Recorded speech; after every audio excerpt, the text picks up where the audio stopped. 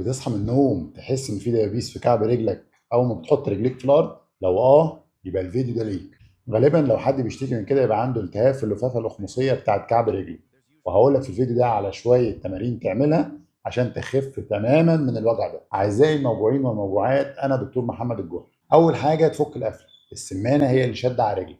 هتقف وشك للحيطه وظهرك مفرود، ورجلك اللي وجعاك مفروضه لورا، وهتعمل استرتشات زي ما باين في الفيديو لمده 30 ثانيه، وهتحس براحه فوريه. تاني تمرين، هتجيب ازازه وتحطها في التلاجة او في الفريزر فتره طويله لغايه ما تبتدي تجمد.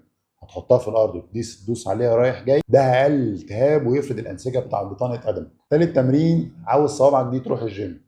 هتحط فوطه على الارض او قماشه وتحاول تلمها بصوابع رجليك وتفردها تاني. اعمل التمرين ده كذا مره وان شاء الله رجلك هتستريح تماما. في تمرين كمان سهل اللي انت تعمله، ان انت هتبقى فارد رجليك قدام منك او حاطط رجل على رجل وتشد بايديك على صابع رجليك. لو ما بتطولش رجلك قوي ممكن بفوطه او بشرب وتلفها حوالين المشط وتشد عليها كذا مره. حاول تكرر التمرين ده اكتر من 10 مرات، 3 مجموعات في اليوم. لو الفيديو ده عجبك تابعني هنا في كلام العظم، وهقول لك كل يوم معلومه مفيده عن عظمك.